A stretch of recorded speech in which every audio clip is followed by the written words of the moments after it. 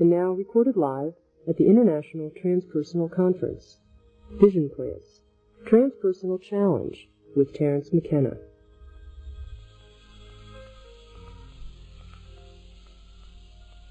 This presentation will explore the model that shamanic use of vision plants provides for transpersonal psychology, particular attention given to the role such plants play in personal integration, deeper implications of shamanic use of plants, role of mind in the natural order, and the planetary future.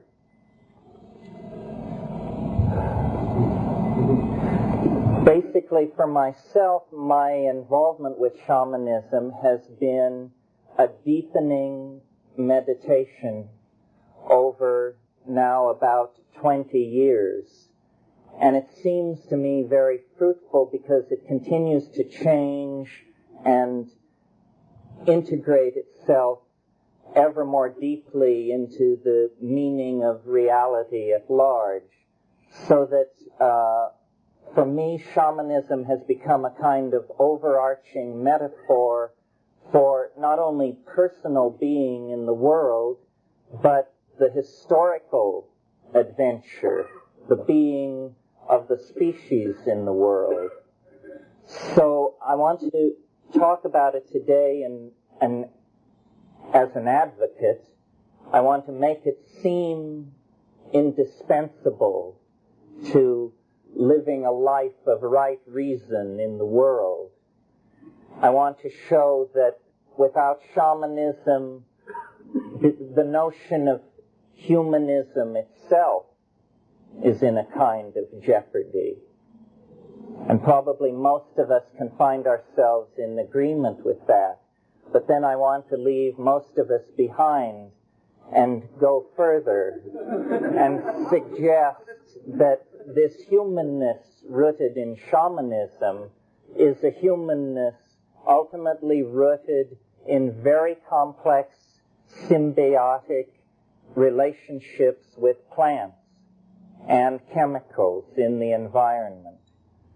Want to argue, in fact, that people without plants are in a state of potential neurosis, a state of existential wanting, and that, in fact, part of the Western dilemma is the sense of abandonment that followed with the breaking off of these symbiotic relations with vision-producing plants that characterized the rise of Western monotheism and even more characterized the rise of modern society.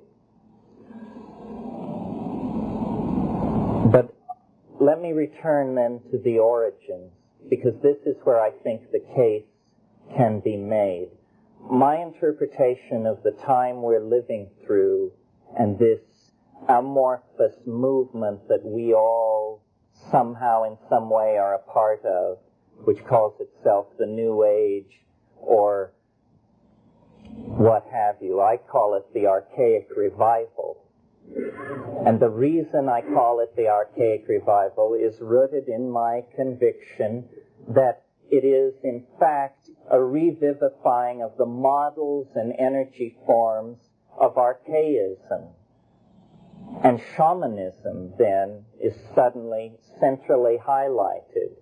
Shamanism was the profession ne plus ultra of the Upper Neolithic era. And what was this profession precisely about? Well, it was about exploring the envelope of cognition, pushing against the linguistic membrane of what it was possible to say, symbolize, conceive, and communicate.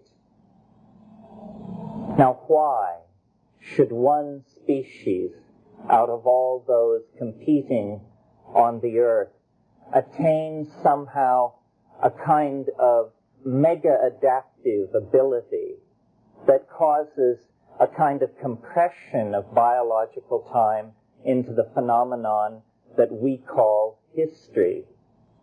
Is it simply, as our theologians have always been forced to conceive, that divine agency entered into the mechanism of the world and somehow set a spark in motion that kindled and grew into humanity? Or is it, as the 19th century explored so exhaustively, the possibility that incremental change can eventually initiate and insinuate into a situation new states of higher order, including even possibly the state of higher order that we call self-reflecting consciousness? That somehow this is no more than a gradual refinement out of previous states of nature. Well, what I want to suggest is that it is a bit of both of these points of view, the divine intervention and the evolutionary. I think what evolutionary biologists have missed in looking at the emergence of human beings out of the primate phylogeny is, generally speaking, the mutagenic influence of foods. The fact that a fruit-eating arboreal primate, because of a situation of spreading dryness in the environment, evolved into a pack-hunting creature of the grasslands with an omnivorous diet. And omnivores, by their very nature, expose themselves to a very large number of mutagenic influences. I'm speaking now chemically. Mutagenic influences that interfere with correct copying of protein, interfere with spacing of children, lactation, interfere with mentation, psychoactive compounds in the food chain. And it's very interesting that as human beings transform themselves into omnivorous, pack-hunting omnivores, you begin to see the first faint stirrings of self-reflection. You begin to get the fire pits and later the chipped flint leavings of earliest Neolithic human tool making. What this says to me is that there was a unique confluence of factors present in the evolutionary situation that were capable of kindling this ontological transformation of what had previously been the animal mind. And what I suggest this factor is, or was, psychoactive plants in the environment, specifically psychoactive plants in the grasslands environment in which human pastoralism evolved in Africa over 1 million years ago. The plant must be African.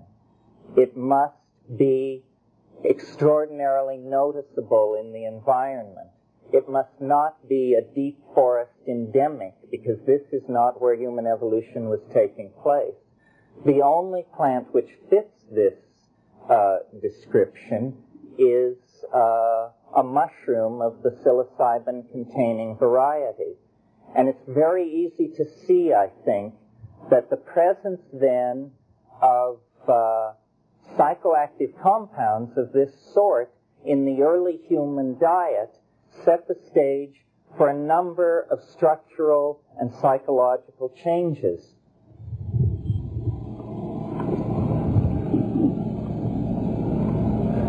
Psilocybin ingested in low doses increases visual acuity.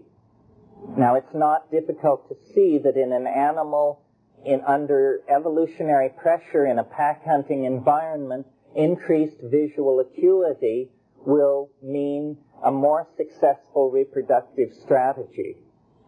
This means that those animals not including the psychoactive substance in their diet will be mitigated against and fade from the scene. And by this process, a steady bootstrapping process, self-reflection was born in our species. How do we get from visual acuity to self-reflection? Low doses of psilocybin give increased visual acuity. Medium-range doses of psilocybin give an increased interest in erotic activity. You should laugh. There may not be too many laughs with this one. Slightly higher doses of psilocybin give an experience of the numinosum, an actual contact with a mystery in the human psyche, which is no less mysterious to us today than it was to our ancestors when the last glaciation was retreating against Canada. I mean, don't kid yourself. In the face of the content of this symbiotic relationship, modernism, rationalism, positivism, all is exposed as just whistling past the graveyard, because the numinous depth of the mystery that seems to have called us out of the animal mind is completely impenetrable to modern analysis.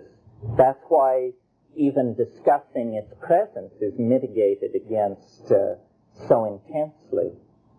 Well, I don't want to spend too much time on this early facet of the emergence thing. I want to move ahead and show that as pastoralism developed, as the domestic relationship between cattle, human beings, and mushrooms settled down into a self-reinforcing cycle of consciousness, language arose, religion arose of the goddess-oriented variety, and the connection of the cow to the goddess is there at the dawn time.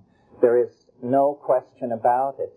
Language seems to have been the particular prerogative of women in the early emergent phases. This is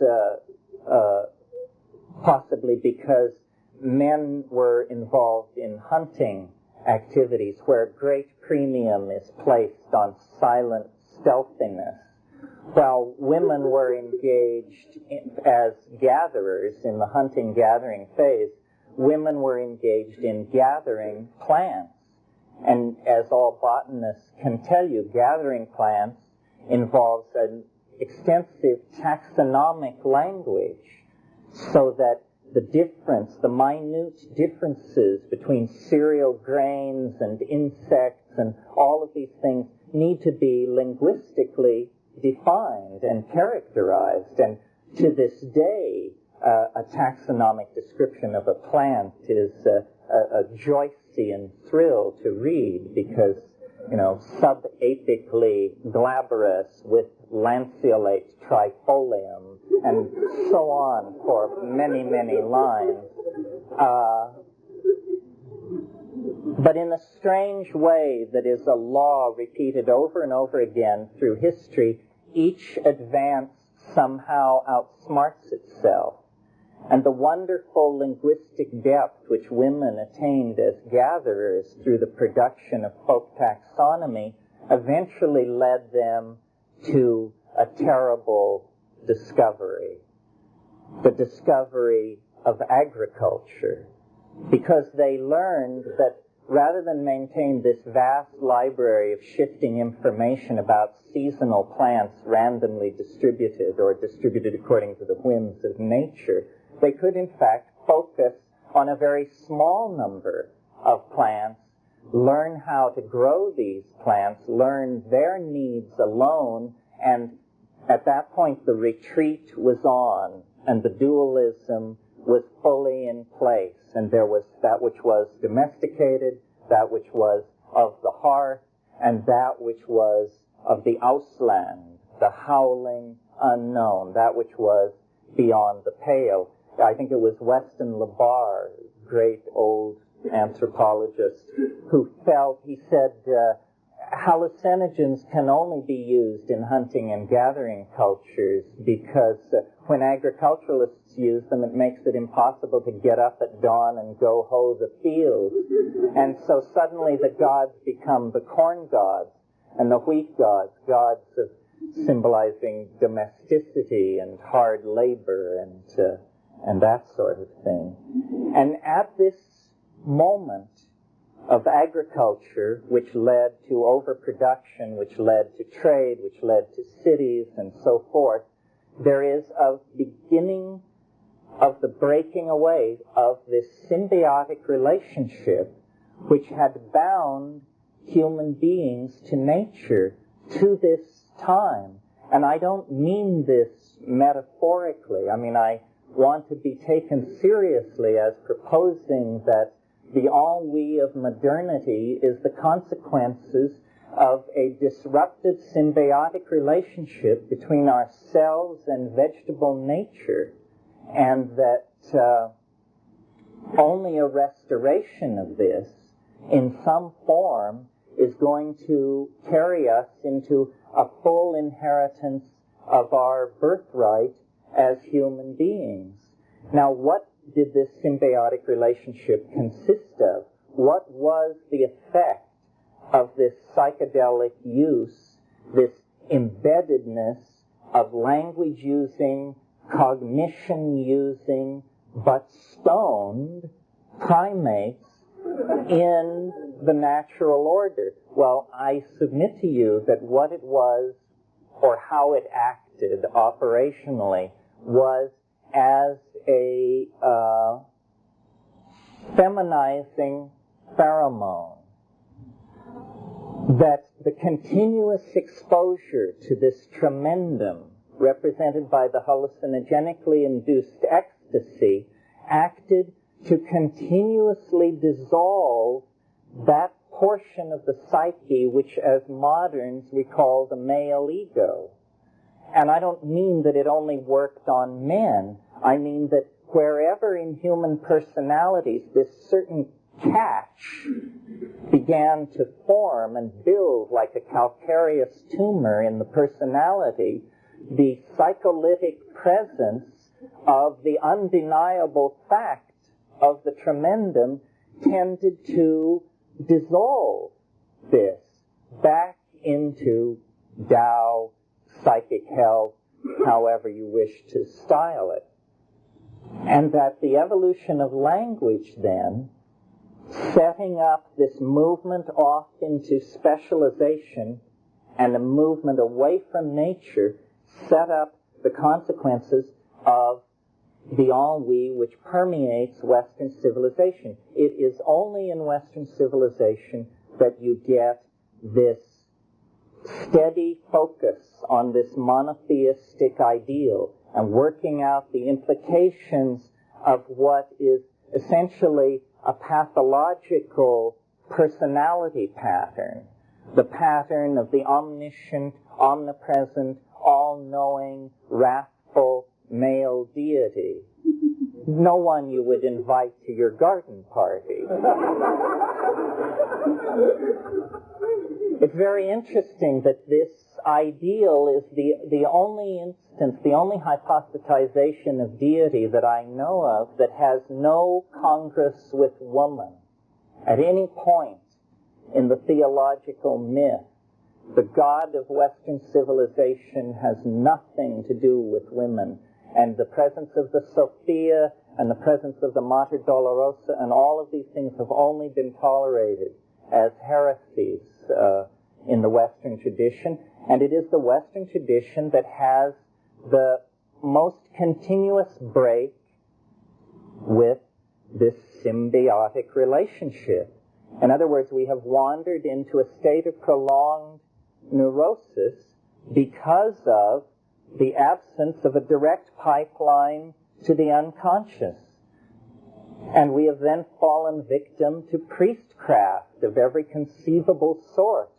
A similar situation, which may give us some objective perspective on our own, haunts the fate of those portions of Indo-European humanity that went east instead of west. In other words, the whole story of Indian civilization is the story of a masculine, static, hierarchically organized system coming into place in the wake of the loss of the secret of Soma, the loss of the portal to another kind of vegetable gnosis. Well, so provided then that I have made my case and convinced you that this is all gospel, what kind of options are there to someone who believes this? Well, what that means is a brief survey of the anthropological opportunities to explore hallucinogenesis presently afforded by societies living throughout the world. There are, of course, the psilocybin complex discovered by Gordon Wasson, the magic mushrooms of central Mexico, which may have played a role in the Mayan and Toltec civilizations, and the wider-ranging pantropical Stropharia cubensis, Psilocybe cubensis, which originated in Thailand but is distributed throughout the warm tropics. Interesting, all of these shamanically sanctioned hallucinogens are in the indole family, a very narrow family of compounds, with the exception, I almost blew it, with the exception of mescaline, which is in a different family, a kind of amphetamine. But all the others, including the morning glory complex with its LSD-like alkaloids, chenoclavine and ergonomine, the psilocybin complex, which involves, as I said, several pandemic species and many highly indemnized species, especially in the Pacific Northwest, the Iboka cult of Gabon and Western Africa, which is sort of the exotic cousin of all of these things, but nevertheless structurally an indole, and then the short-acting tryptamines and the beta-carbolines. The short-acting tryptamines can be used separately. The beta-carbolines, though hallucinogenic in themselves, are usually used as monoamine oxidase inhibitors to enhance the effect of short-acting tryptamines.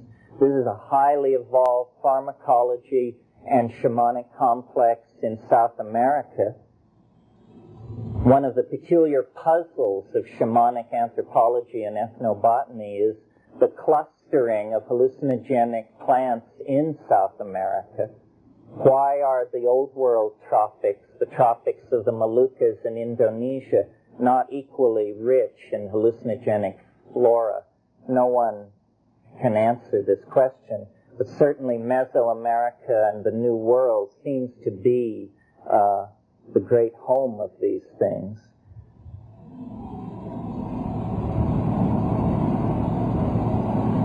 You notice that I don't mention any synthetics in the list. This is because I would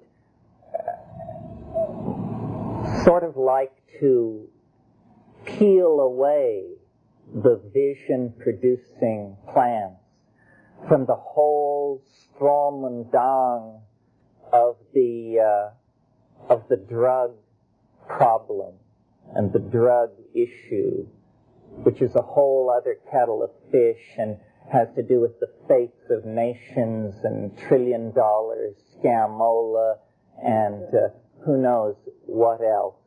I prefer the organic hallucinogens and recommend them to other people because I think their long history of shamanic usage is the first seal of approval that you must look for. I mean, if these things have been used for thousands of years, then you can be fairly confident that they do not cause tumors or miscarriages, or that this has, because nature is far richer in exotic and poisonous and mutagenic and psychoactive chemicals than the human pharmacopoeia. I mean, many things are avoided.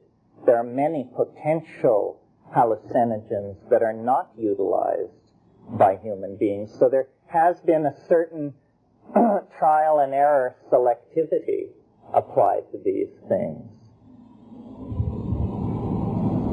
I think it's important to confine oneself to compounds which are least insulting to the physical brain, not because the physical brain has anything to do with the mind particularly, but because it certainly has to do with the metabolic end state of indoles. And so things which are alien to the brain should probably not be introduced into it. One way of judging how long a relationship between a human population and a plant has been in place is to see how benign the compound is in human metabolism. I mean, if you take some plant and your knees are feeling rubbery 3 days later, or your eyes aren't in focus 48 hours later, then this is not a benign compound. This is not a compound where there has been a smooth hand-in-glove fit with the human user. This is why, to my mind, the tryptamines are so interesting, and why, another reason why, one I just thought of, that I argue for the mushroom as the primary hallucinogen involved in human origins, because these things bear a weird resemblance to human neurochemistry. The human brain, and indeed all nervous systems, run on 5-hydroxytryptamine, serotonin. NN-dimethyltryptamine is the hallucinogenic compound of this Amazonian complex, is the most powerful of all hallucinogens in the human system, and yet clears your system in a matter of minutes. This argues for a great antiquity of the relationship between these things. Well, so then, having discussed options, it would remain, it seems, to discuss techniques, since it's almost what Huxley called a gratuitous grace. All conditions for success can be present, and one can still fail. Although not if all conditions for success are present and one does it over and over again. Maybe there's a temporal variable there. I'm not sure. But technique to me is a kind of I'm reluctant to talk about it because it seems so obvious to me what good technique is. I mean, you sit down, you shut up, and you pay attention is basically the good technique. And then the footnotes add, on an empty stomach, in a dark room, feeling comfortable. And then sit down, shut up, pay attention. It's something which happens behind the eyelids. It is not eidetic hallucination, although it begins like eidetic hallucination. I've been talking about this kind of stuff now for about 10 years, publicly like this, and one of the major things, the major conceptual and linguistic problem to get over is to actually convey to people what's being talked about. Because probably I would assume 95% of the people in this room have something under their belt which they call drug experience. But did you know that yours is different from everybody else's? And that these things range from, mild tingling in the feet to, language fails. And the thing to put across is the reality of the presence of this thing. And this is the importance in talking to a group with an interest in transpersonal psychology. The situation that we now reside in is not one of seeking the answer, but facing the answer. The answer has been found. It just happens to lie on the wrong side of the fence of social toleration and legality. And so we're just forced into this strange little war dance where everybody knows that psychedelics are the most powerful instrument for the study of the mind conceivable. And yet, a lot of people are still ratomorphically involved in the academic and university system, trying to ignore the fact that the tool has been placed in our hands like the 16th century when the telescope has invented. We have proven that we are not large enough to take the tool into our own hands without a social and intellectual transformation. And I think it must begin in the field of psychology by acknowledging that if what we are involved in, if what this paradigm transform is the archaic revival, and that we really can create a caring, refeminized, eco-sensitive, global world by going back to these very, very old models, then it isn't going to be possible to do it on the strength of political exhortation and rap alone. It's going to have to rest on an experience that just shakes you to your roots, that is real and that is generalized and that can then be talked about and dissected. We need to acknowledge the depth of our dilemma and the real truth, I think, that we know about our options out. I mean, we're playing with half a deck as long as we tolerate that the cardinals of government and science should dictate where human curiosity can legitimately send its attention and where it cannot. I mean, it's a essentially preposterous situation. It is essentially a civil rights issue, because what we're talking about here is the repression of a religious sensibility. In fact, not a religious sensibility, the religious sensibility, not built on some con game spun out by eunuchs, but based on the symbiotic relationship that was in place for our species for 50,000 years before the advent of history, writing, priestcraft, and propaganda. So it's a clarion call to recover a birthright, however uncomfortable that may make us. A call to realize that life lived in the absence of the psychedelic experience that primordial shamanism is based on is life trivialized, life denied, life enslaved to the ego and its fear of dissolution in this mysterious mama matrix which is all around us and which apparently extends to infinity, and where our historical future actually lies. This is the other thing.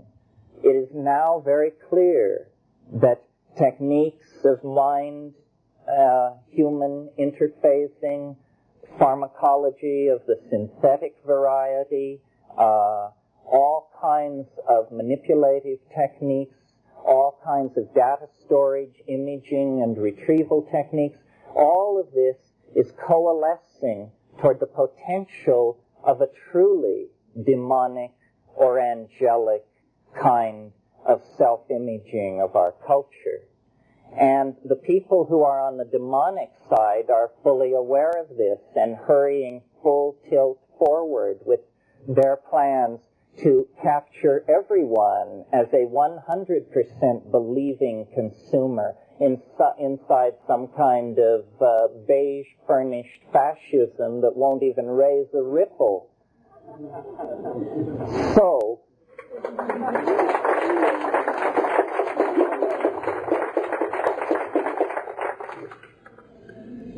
So the shamanic response in this situation, I think, is to push the art pedal through the floor. This is, again, one of the primary functions of shamanism, and the function that is tremendously synergized by the psychedelics.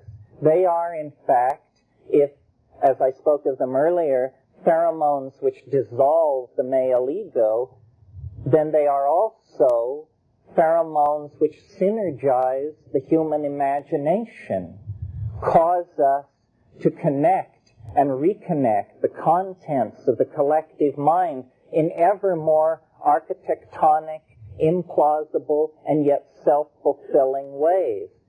I really think that the only escape from the trap which post-industrial, male-dominated, politically manipulative, drug-running, urban technocracy has in store for us, the only escape is a forward escape, a kind of rushing past it and brushing it aside by virtue of an immense expansion of unpredictable creativity.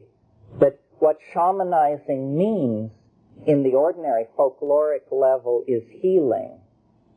And the art function is somewhat in the shadow.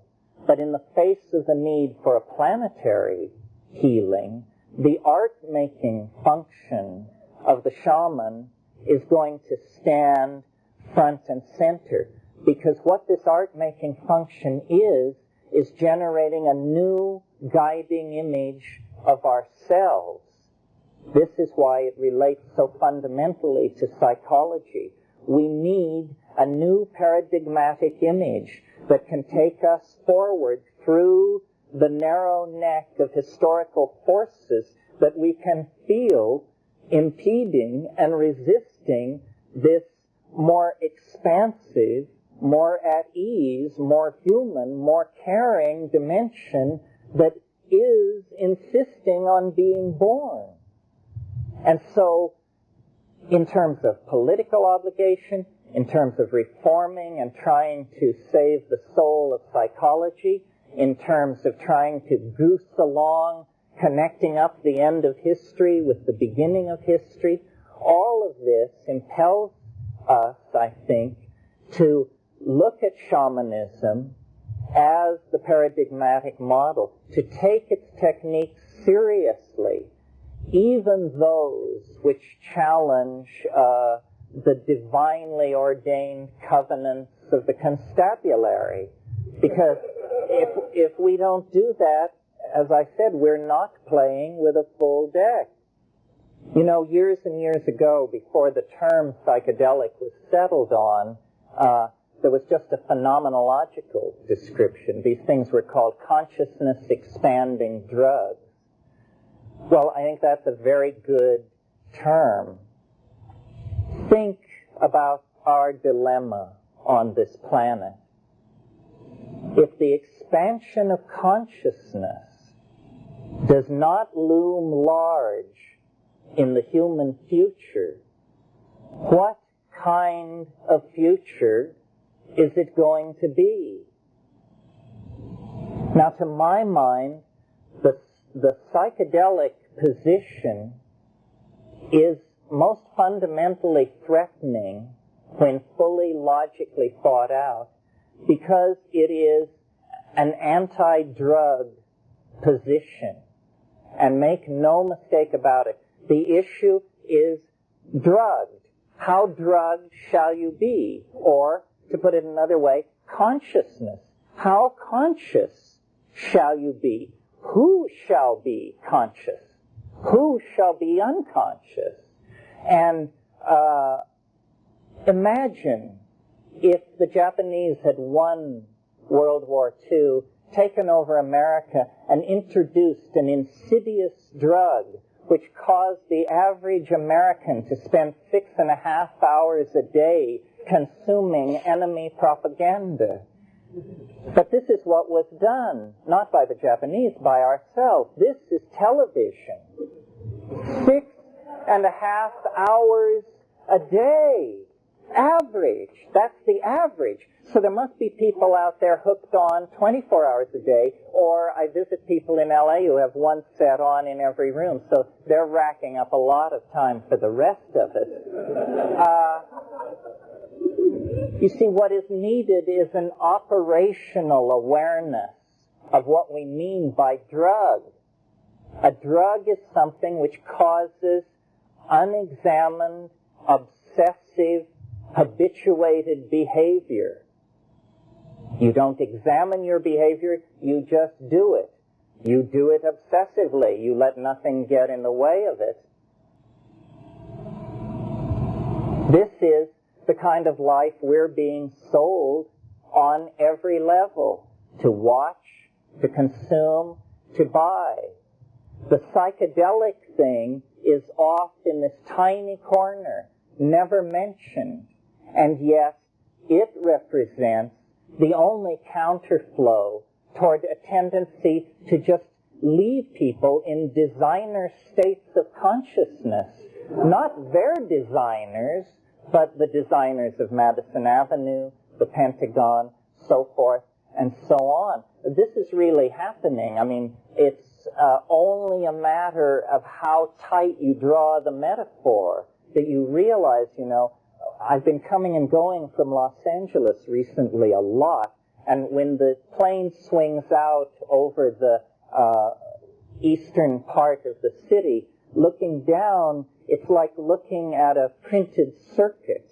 All these curved driveways and cul-de-sacs with the same little modules installed on each end of them. And you realize, that as long as the Reader's Digest stays subscribed to and the TV stays on, these are all interchangeable parts. This is this nightmarish thing which McLuhan and Wyndham Lewis and others foresaw, the creation of the public. The public has no history, has no future, lives in a golden moment created by credit which binds them ineluctably to a fascist system that is never criticized. This is the ultimate consequence.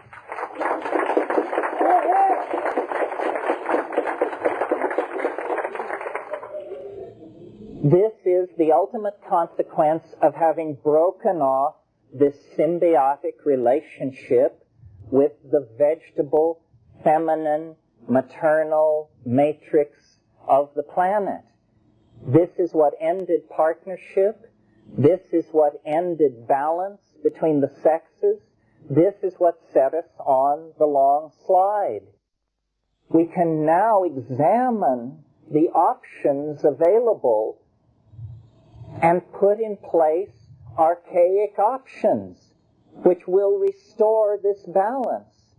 And to the good credit of people like Dick Schultes and Gordon Wasson and Albert Hoffman, we have, in this century, taken into our hands the tools, the information, and the means to do this. But psychology, there had better not be a Nuremberg, because not enough people have stood up for this. People have contented themselves with ratomorphism for 25 years when they knew in their hearts that it was wrong. Feeling guilty out there?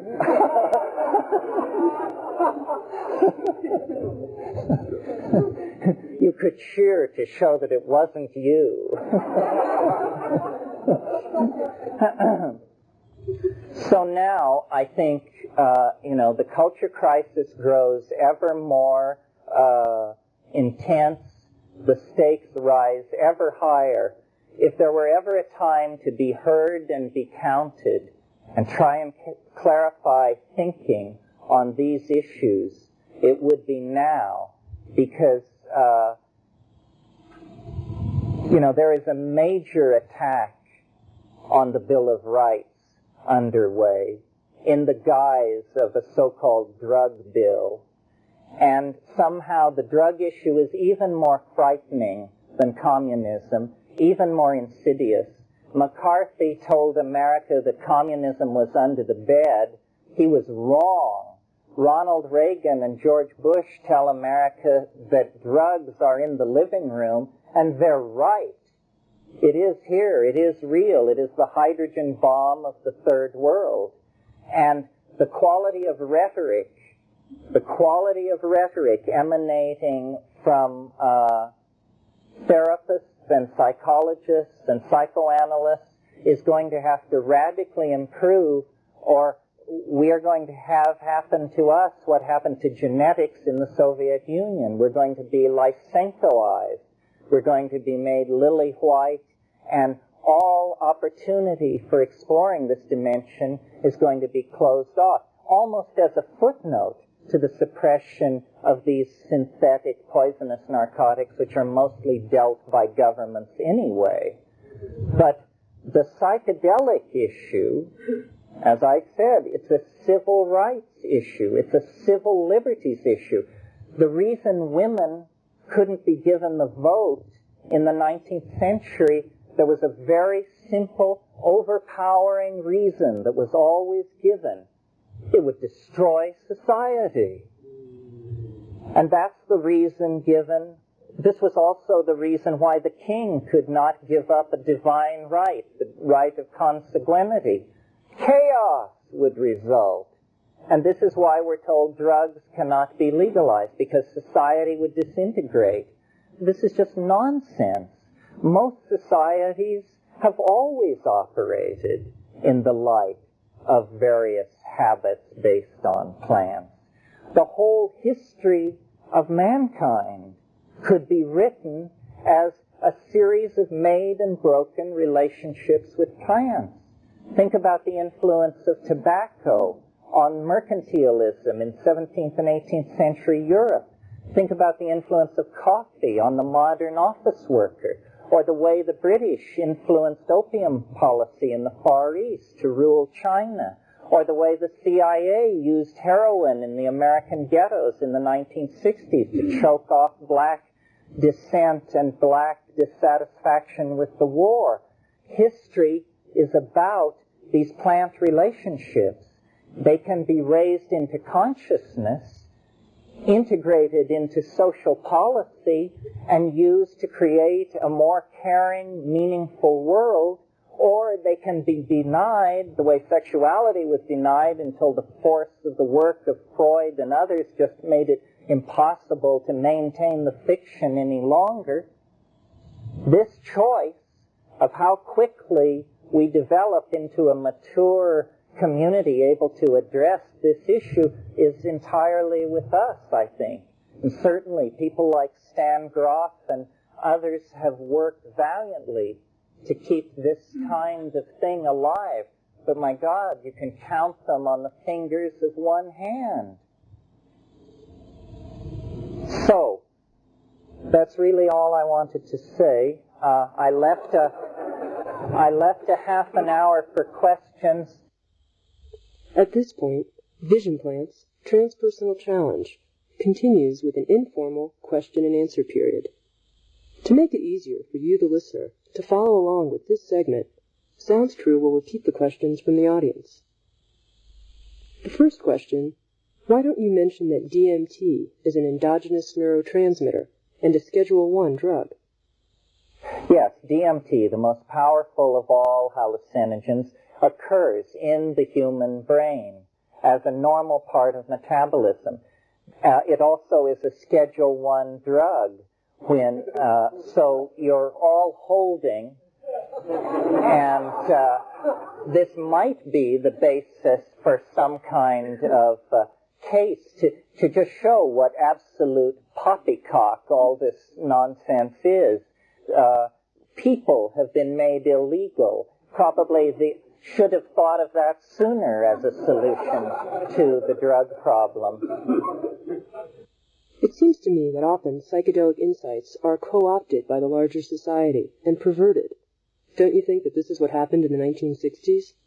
And my other question is, can you say anything about people who experience difficulties with mushrooms in terms of electrical storms and seizures? You know, understanding passeth everywhere. The information is really neutral. these things, how they work, the information they carry back to us, how we apply it, sort of depends on the moral order that we're embedded in. To a large degree, I think the 60s were probably misplayed. But on the other hand, it seems to be the last decade when anything happened. The lid has been utterly on ever since. It's an illusion, all this change. There is no change. I mean, we're living in some kind of weird eschatological hiatus while the people who rigged the game try to send out for new batteries or something. I don't know what's going on, but there's a sense of an immense... there's energy for change building. When it comes, which I don't think will be before this election, but when it ultimately comes, I think it will probably be fairly spectacular. It's astonishing, actually, the way in which change has been halted. Everyone is running around saying change, change, change, but on the other hand, there is a curious sense in which things have become eerily dreamlike and still while we just teeter on the edge of the end of history. And the same personalities, the same design elements, everything has looked the same in the galleries for 20 years. There is an eerie suspension, perhaps because the 60s did anticipate so much that it took 20 years to live them out. As to your other question about physical difficulties with mushrooms, the literature is not large. It's generally considered fairly safe. That doesn't mean it isn't strange, and it doesn't mean people don't become alarmed. A friend of mine recently thought he was having a heart attack, and after he'd been taken to the emergency room and put on 10 machines and all this stuff, he said to the doctor on duty, he said, "Is the mushroom doing this to me?" And he said, No, you're having an anxiety attack. We get these all the time from people who haven't taken mushrooms. So this was an oasis of liberalism I didn't expect to find. Sir. How would you explain the widespread use of sacred substances as party drugs in our culture? Why doesn't this occur in native cultures, this use of sacred substances as party drugs? Well, I think it took place in our culture because there was no one to guide us, and that the real truth about it is the real experience is so deep and so boundary dissolving that it's frightening. And a lot of people took these things only in order to be able to say that they had done so. And if they had a light trip, they just said to themselves, "Thank God it didn't work for me. And now I can say I know about it and pretend to be an expert, but I saved my ass." The feeling I got in the 60s from the people who didn't want to take it was they knew damn well they were crazy. You know, they just mentioned to them accessing the unconscious, and they just froze in mid-step. In the traditional shamanic situation, there are elder shamans who know what you're shooting for, and they won't let you out of the box until they're satisfied that you've gotten the whammy. So there's no evading it. So, yes, I think that's a good point. The way it should be taken is reverently, in a calm, quiet, empty, clear situation. And then the question of the sitter, certainly there should be no more than one other person there. And, you know, I outrage people and give probably bad medical advice by saying, you know, it is very good to do it by yourself.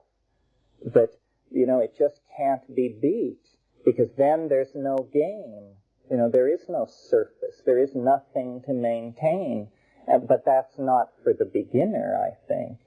But nobody should do therapy who hasn't had these experiences, because this is where you see the full spectrum of what the human organism is capable of. And it's astonishing. I mean, yeah, sir. Do you feel the awareness or enlightenment of the sitter is a powerful factor in the nature of a psychedelic session?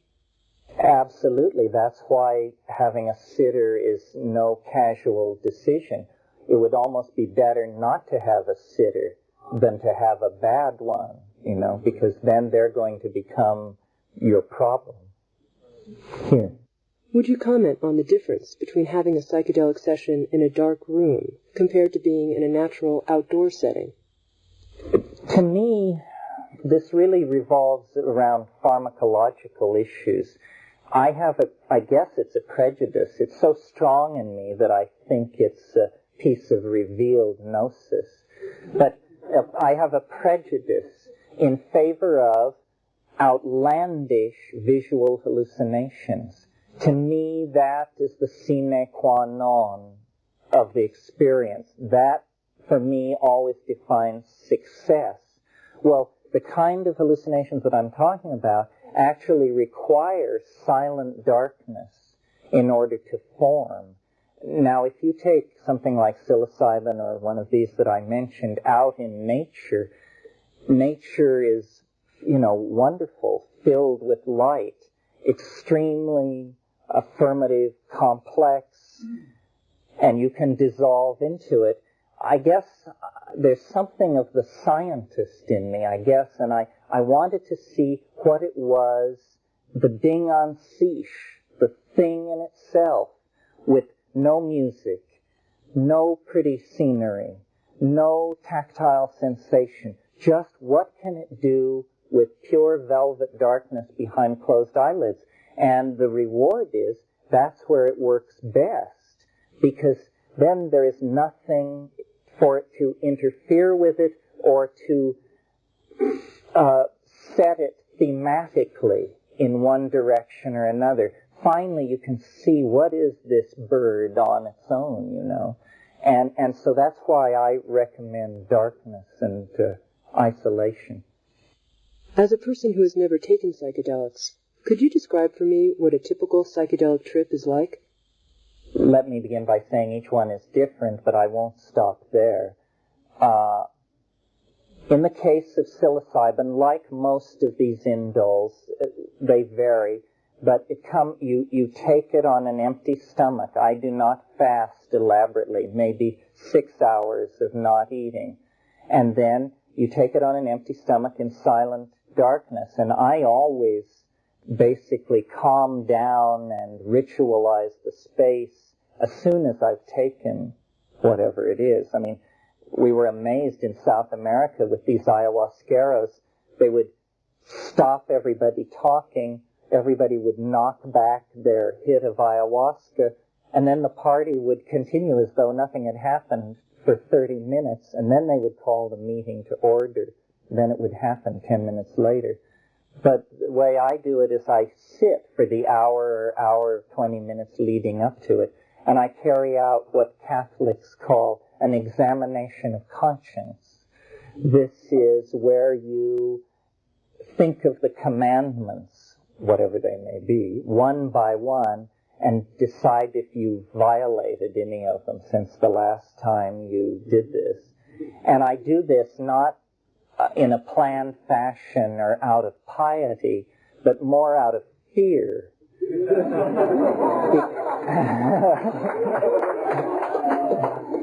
Because if I were to discover a huge violation, I might, I don't know what I would do. The purpose seems to be to anticipate any bad trip in the hour and 20 minutes before it actually comes on. And then at about the hour and 20 minute mark, with your eyes closed, you begin to see what is called streaming. Just streaming lights. And it's sort of what you see when you press on your eyelids. These things you see when you press on your eyelids, don't do it if you're wearing contact lenses, are called phosphene imagery. And there can be a wave of that, And then there's a feeling, a full body feeling, as these, you can almost see thousands of these drug molecules fitting into their receptors in the synaptic cleft, and the electrical energy beginning to rise. And then there is what Merciliade brilliantly named the rupture of plane. And the rupture of plane is fairly rapid. Well, then once the plane is ruptured, you're in some other plane. And it is, then it is what it is. And this is what you don't find out till you get there. It's some kind of X-ray of yourself, but you're unrecognizable to yourself. And there is information. The most startling thing about these indole hallucinogens is the information. That we're not talking here about geometric patterns and whirling fizz gigs and stuff like that. We're talking about scenes, songs, strings of imagery, bursts of poetic flight that hover between being felt, seen, and tasted, that go on for minutes on end, as though meaning itself has somehow taken on a self-replicatory life in the visible surface of the mind. And then it's all about, how you come to terms with this. If you have always been a very tight-assed, denying, rational, fearful sort of person, well, then you're just completely appalled, because boundary has dissolved. You don't know whether you're Agnes or Angus. You don't know whether it's up or down. And, it looks to you, it's like the E.B. White cartoon. It looks like megalomania to me, Martha. So, and the old style model was that you're supposed to swing from heaven states to hell states, and that the Tibetans have something to say about this. Well, I don't know. I think it's pretty much up for grabs. It builds in a fugue of images and meaning that finally leave the realm of the sayable, and then it just goes off into what Wittgenstein called the unspeakable. And there, it's the peace that passeth understanding, and all things are made right. But you can't say very much about that when you come down. Could you comment on your experience with the personality of the mushroom, with the mushroom as an entity? Oh, yeah. How could I have gotten this far? Yes. I would have been remiss not to mention it, because I think it's the central conundrum, at least for me personally, and I would think for any rational person dealing with these things. We're not just talking about passive agents of transformation and slideshows of alien worlds and stuff like that. The central mystery is that the thing is animate, that there is at the center of these experiences an organized intellect, an ally, a spirit, an other, and an I-thou relationship is possible. And this is just, now this leads us to the edge of simply wild hyperbole and out into the realm of the utterly improbable. We have no place in our worldview for something like this. I mean, is it an extraterrestrial? Is it Gaia? Is it, as some Jungians have said, merely autonomous fragments of the personality that have slipped from the reins of the ego's control and now return to haunt us as gnomes, kibiri, water spirits, and sylphs of the air? Well, I don't know, but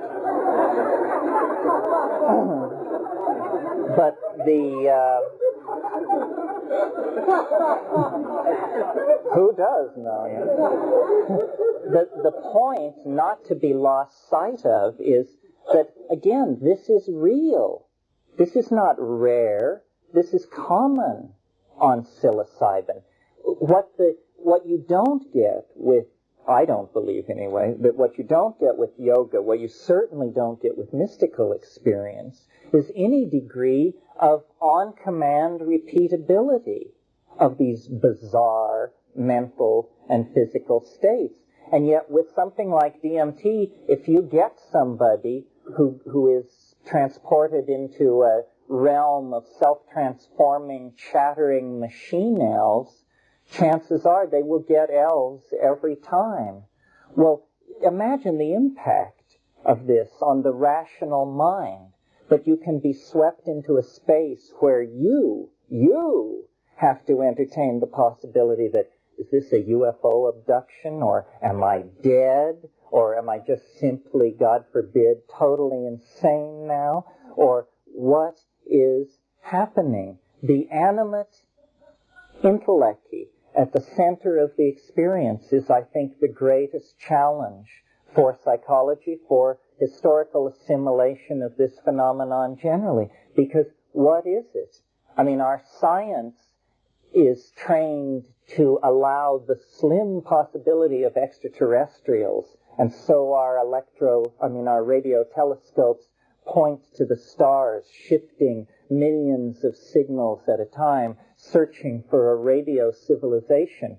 But what is it going to do to the forward thrust of historical continuity if right next door in the human mind there is an other, so other that it cannot be assimilated, and yet so accessible that it's only a matter of choice to stand in its awesome presence? I don't have the answer to this question. I think it's amazing that I'm able to articulate the question, because it is against 500 years of expectation and programming that we are finally able to wake up almost as from a fever and say, my God, nature is alive. It's talking to us. It's alive. No, this is not a metaphor. I am not a romantic. This is not an artistic or aesthetic stance. Nature is alive. Someone is on the line. And then,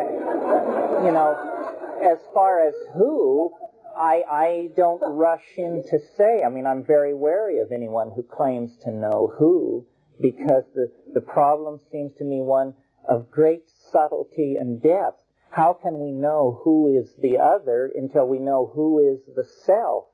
And perhaps one problem will cast significance on the other. Speaking of the self, isn't any discipline or spiritual path ultimately the threshold looking into the light of the one who sees?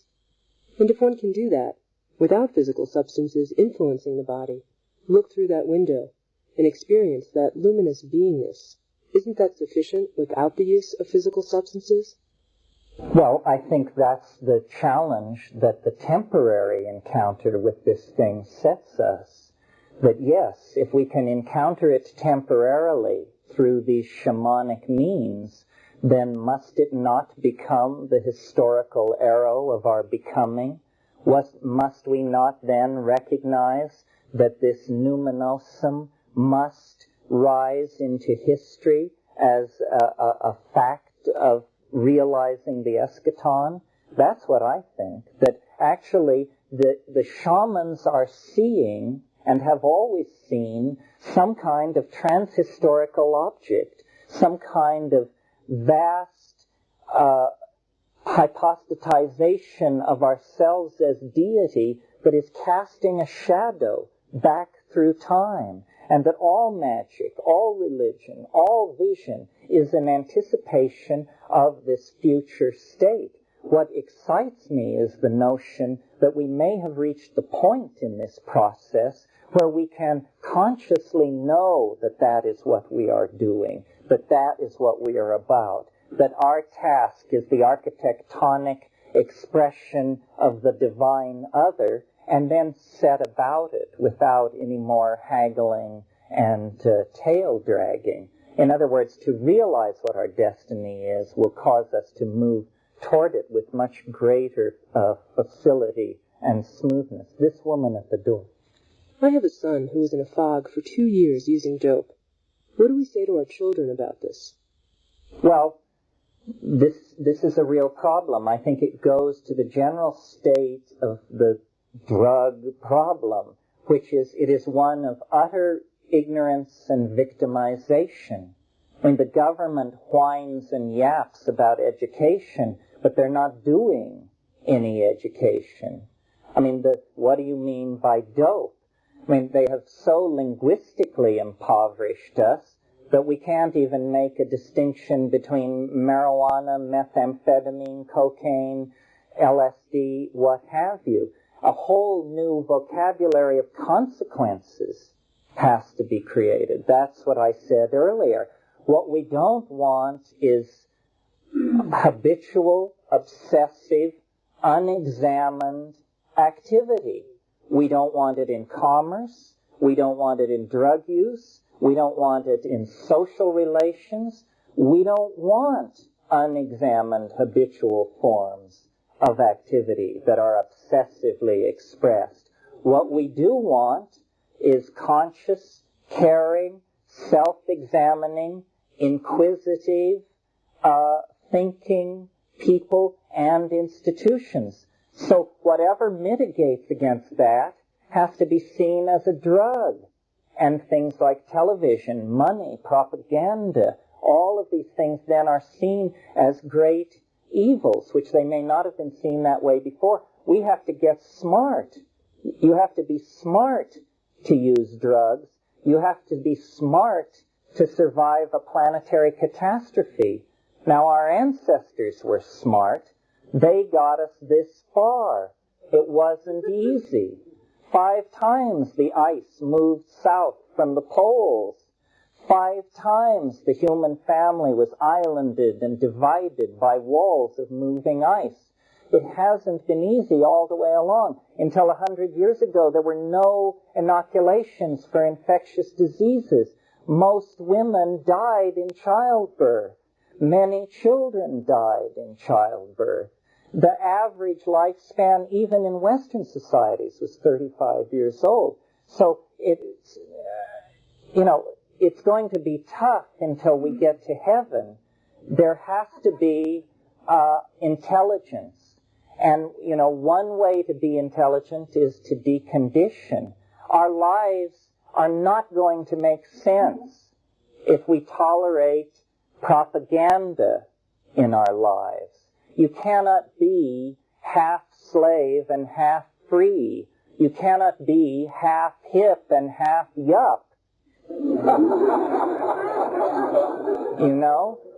So the main thing with the drug thing is to get smart, get real smart, fast, or you will lose your children and your mind and your freedom, because all this is at stake. This audience has supposedly a stake in psychology, in transpersonal psychology, which means the destiny and fate of the human mind. So getting smart about the natures and opportunities of chemistry, archaic and modern, should be right at the top of the agenda. We're going to have to end this. Thank you for your tolerance.